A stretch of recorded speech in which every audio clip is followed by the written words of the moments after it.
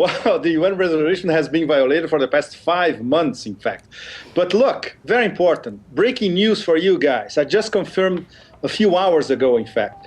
Guess who is the de facto military commander of Tripoli as we speak? I'll give you a name. Abdul Hakim Balhaj, and he is an Al-Qaeda asset. Let's get the story straight.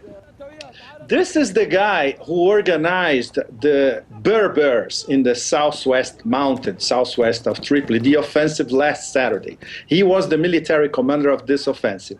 So he was working in connection with the guys who came from Misrata to the shores of Tripoli, NATO bombardment, the Qatari special forces, the British SAS, etc.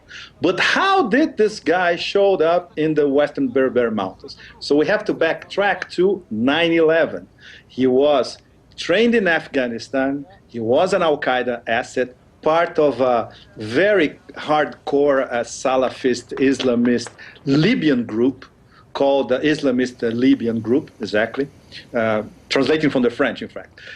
And he was tracked by the CIA after 9/11. He was friends with Zarqawi. He was captured in Malaysia in 2003.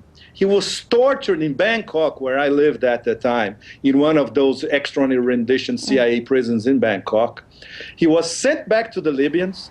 He made a deal with Saif al-Islam in 2009. He was released, and now he's the military commander of Tripoli. So I had to get information from Pakistan, from Iraqi people, reconfirm it, and I can say almost for sure with 95% certainty, this is the guy. They've been working together from the start because, south of Benghazi, in a place called Derna, this is the place that most Libyans that were part of the jihadi training camps in Afghanistan, they came from this part of Libya.